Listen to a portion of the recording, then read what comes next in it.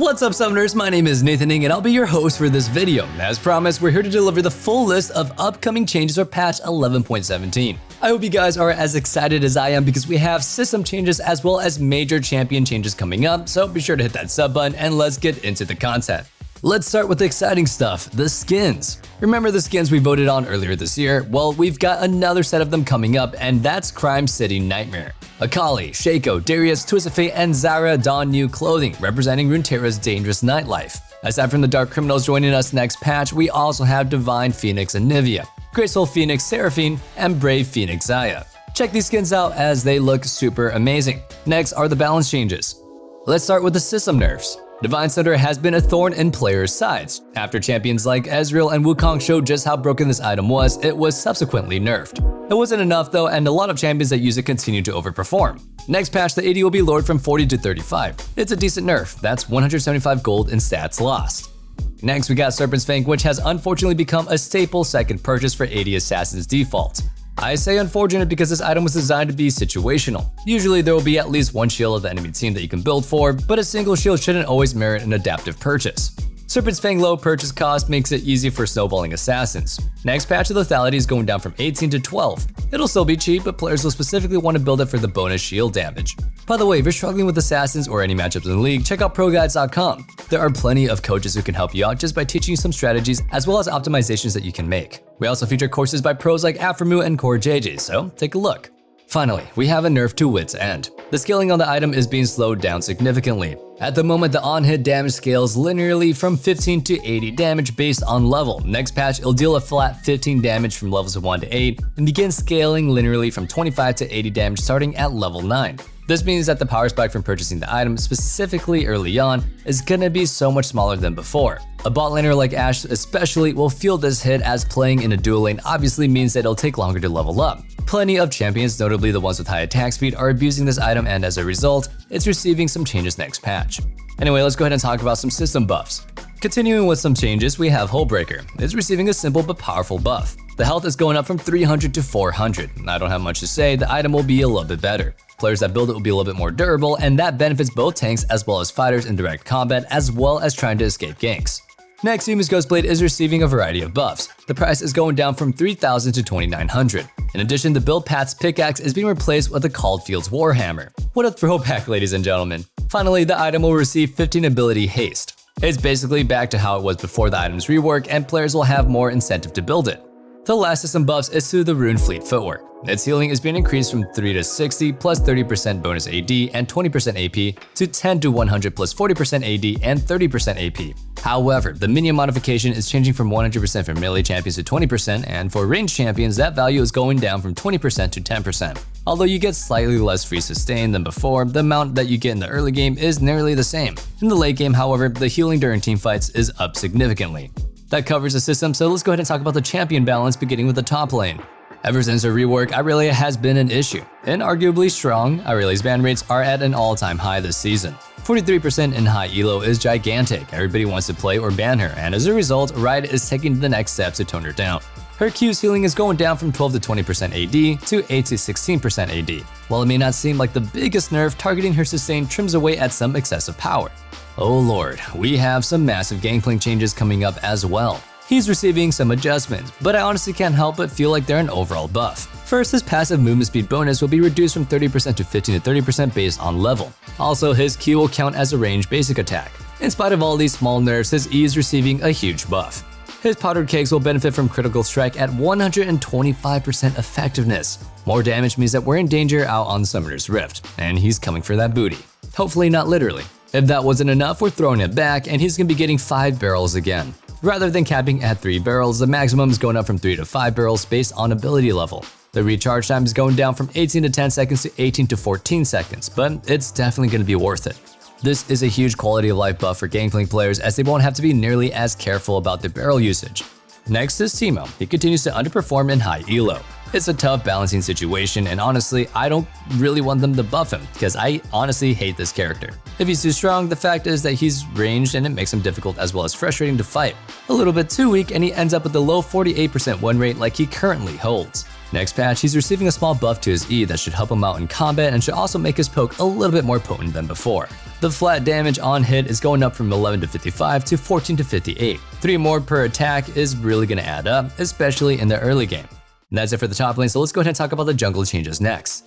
Graves is beginning to pop off pretty hard after some buffs. Considering the fact that he was underperforming right before he received said buffs, Riot is taking it slow while nerfing him. Next patch, his Q's mana cost is going up from 60 to 80. While this won't hinder him so much in the late game, it will force players to play more conservatively early on. This especially weakens Graves' power in a solo lane. Although he's much more popular in the jungle, he's beginning to see a noticeable amount of play in the mid lane and a little bit in the top lane as well. We don't need more flex pick chaos, so Riot is acting quickly to tone it down. Someone on the balance team has been getting one-shot non-stop by Blue Kayn, and they've had enough, and so have I, and so have you. Blue Kayn's passive magic damage is going down from 12 to 44% to 8 to 30%. This is a gigantic nerf to his burst damage, and it looks like players will have to stick to playing Rost. Viego is problematic for a variety of reasons, and he also holds a top ban rate as a result. Riot plans to address some of the things that make Viego extremely difficult and frustrating to play against. First, his auto attack range is going down from 225 to 200. Though I don't really agree with quality of life nerfs and I'd rather them kind of just nerf the numbers, this is gonna suck a little bit. This alone is a huge change as it changes how he combos, and obviously playing him will feel a lot worse. Like I mentioned, I don't think champions should feel worse to play, I just think that they should feel weaker, or at least more balanced if it works like intended. His passive is also getting nerfed. The healing from taking a body is going down from 8% plus 2.5% of his bonus AD, 1.25% of AP, and 2.5% of his bonus attack speed to 3% plus 3% of his bonus AD, 2% AP, and 5% attack speed. Essentially, his base healing is down while the scaling is up. The significant loss in base healing means that this is almost always a nerf, however. Next, his Q is receiving an increased crit damage scaling from 0.75 to 1.0, and his camouflage radius is going up from 400 to 500. Honestly, I didn't even know his Q could crit, but now we know. Finally, his ultimate slow duration is going down from 0.5 seconds to 0.25 seconds. Players are being pushed towards a build that utilizes more crit rather than on-hit effects, and this will make him relatively squishier. A big upcoming jungle change is for Mumu. His health per level is going down from 80 to 75, and the armor per level from 3.8 to 3.5. You've probably heard already, but Mumu's Q will also hold 2 charges. The damage is going down from 80 to 280 plus 70% AP to 70 to 190 plus 85% AP. This will include a static 3-second cooldown unaffected by ability haze and instead have a charge cooldown of 16 to 14 based on level. Next, his W's damage is being changed from 8 to 24 plus 1 to 2% plus 0.5% per 100 AP of his target's maximum HP to 12 to 28 plus 1 to 1.6 plus 0.5% per 100 AP of his target's maximum HP. That was really difficult to say, and this change is a slight buff in the early game and nerf in the late game. Finally, his ultimate stun duration will be reduced from 1.5 to 2 seconds to a flat 1.5. The increased utility of his Qs merit taking away power from other abilities. The fact that Mumu will be able to stun twice with his Q is huge. In addition, that's something close to double the damage early on, increasing Mumu's combat power prior to level 6. And I don't know about you guys, but I still won't be seeing him in my games, maybe because he's wrapped up in something or I just banned him in the champion select, you know. Anyway, next up is Echo. His passive damage against monsters is going up from 150% to 200%. While we expected mid lane Echo buffs, that's definitely not the case. Increased clear speed means that we can definitely expect him to pop off next patch. And I guess it could be a buff for mid lane Echo if he constantly takes your raptors. Before we move forward, let me also ask you our question of the day. Do you prefer playing champions that deal magic damage or physical damage, and why? I pick more AD champions because I'm more the type of player that loves to get in the opponent's face and fight head on. Typically more AD champions play like that, so it naturally fits my playstyle. Let me know your answers in the comments down below. The next jungle change is for Evelynn. Her ultimate's cooldown is going down from 140 to 80 to 120 to 80. Evelynn has been underperforming recently as a result of the shifting meta. A bunch of champions beat her in a 1v1 combat situation and simultaneously assert a ton of pressure on enemy laners. With a lower ultimate cooldown, Evelynn can go for big plays more often. In the early to mid game, a single kill is crucial to snowballing, and eventually winning and having access to her ultimate is a big deal. Alternatively, she can use this defensively and have it back up faster. While this probably won't have a significant increase in Evelynn's win rate, it's still a very nice buff. My theory is that she still can be really weak in this meta, and she's not going to be seeing a lot of play. And when she's finally back in the meta, she's going to be extremely bonkers, and then Riot's just going to nerf her again. That covers the jungle, so anyway, let's go ahead and talk about the mid lane next. Zed is expected to receive a nerf next patch. It's finally time as he's been an oppressive force, keeping a ton of picks out of the meta, and throwing a ton of shade. The nerfs begin with his buffs to his Q, but be patient. His Q's AD scaling is going up from 1 to 1.1. However, his E is going down from 0.8 to 0.65, and his ultimate's cooldown is going up from 120 to 60 to 120 to 80. More damage is on the ability that's harder to land, and let's be real, if you dodge a ZE, he probably missed. Dodging his Q will be a little bit more rewarding than before, and you'll also have to take less guaranteed damage from his E starting next patch. The increased cooldown on his ultimate at later levels also hurts quite a bit. Especially in the late game, you can basically expect Zed to always have his ultimate, because it's about a 20 or 25 second cooldown with some CDR as well as Ultimate Hunter. With the wait time increase, it'll definitely feel like the ability has a cooldown in the late game. Akshin is up for a change as well. His passive is receiving some bug fixes. The second attack will complete more consistently when attacking from max range, and it'll be a lot more accurately to predict if the first attack will kill the target.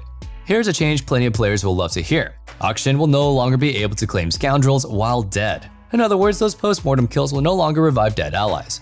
Next is a change to his E. The damage is being changed from 30 to 130 plus 10% bonus AD to 30 to 110 plus 17.5% bonus AD. An incoming bug fix is that the ability will no longer end early on towers. What this change does is it makes Emax Akshin slightly weaker. While you can max the ability first, you'll suffer from a lost damage. In fact, Akshin's E will deal less damage in nearly every situation because you need about 266 AD to break even. Finally, his ultimate will be more consistently executing minions regardless of bonuses like Baron Nashor buff and Hullbreaker. Also, the cooldown when cancelled by crowd control or the enemy becoming untargetable is going down from 15 to 5 seconds. What do you guys think about these Akshin changes?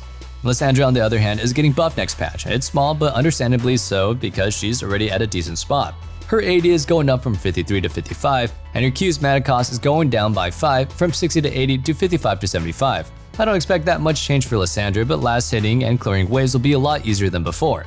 Moving forward, we have the bottom lane. So you know how they've been giving Xayah these small buffs and her win rate hasn't been moving? Well, this time, I think she's getting a real one. Her Q's cast time will scale with attack speed next patch. Instead of her casting 0.25 seconds, it'll scale up from 0.25 to 0.1 seconds based on how much attack speed that you have. Also, her ultimate damage is going up from 125 to 375 to 200 to 400. The ultimate buff makes her level 6 spike stronger, but I'm really interested in the Q change. It'll be nearly impossible to react to her Q in the late game with this change, but honestly, this is the sort of change that she needs to be relevant again. The Sentinels of Light are up for buffs next patch, beginning with Senna. Her attack speed ratio is going up from 0.4 to 0.45. Crit damage from 150% to 160%, and her passive soul rate dropped on minion kills is doubling from 4.16 to 8.3%. This is a bigger buff for ADC Senna, but support Senna also benefits from the increased scaling. She'll end up a more potent late game threat as a result, which is something I don't really want to see. Another set of huge adjustments are for Lucian. His base AD is going down from 64 to 62. Beginning those big changes is one to his passive. A new effect named Vigilance grants Lucian 14 plus 10% of his total AD as bonus magic damage whenever an ally grants him a buff. In addition, the maximum number of auto stacks is going up from 2 to 4. Next, his W's mana cost is going down from 70 to 60, and whenever an ally activates the mark, he'll activate Vigilance. Finally, his ultimate damage per shot is going down from 20 to 60 plus 25% AD to 15 to 45 plus 25% AD. However, the number of shots will now scale with crit chance. Instead of firing 22 to 34 shots, he'll fire 22 plus 25% of his critical strike chance. At his peak, that means he'll fire 47 shots. This is a huge boost to Lucian's damage output at all stages of the game. The loss of base AD makes him slightly weaker in the solo lanes, but his dual laning is significantly stronger than before. I wouldn't be surprised if he ends up skyrocketing up the tier list. These are some pretty massive changes. Finally, we have some support changes. Leona is receiving a nerf this patch. I'm sure that many support mains are happy to hear that, as well as AD mains. Her W's bonus resistance is going down from 20 to 45 to 15 to 40. This should make it easier to actually fight back. When Leona players mess up, they'll take a bigger beating, and enemies that actually have done a good job of poking before committing to a fight will also have a better chance of actually finishing her off. Nami's up for a buff, and it's bigger than it looks. First, her health is going up from 475 to 490. In addition, her W's mana cost is going down from 70 to 130 to 70 to 110. Put these two buffs together, and Nami will be a much more potent threat during the laning phase. With that said, we've concluded the upcoming changes of patch 11.17. Hope you guys enjoyed it. Let me know what you guys thought about it in the comments down below. Also, check out a link in the description and join our Discord, as I'd love to see you guys there. And as usual, be safe, be healthy, and have a wonderful day. Peace.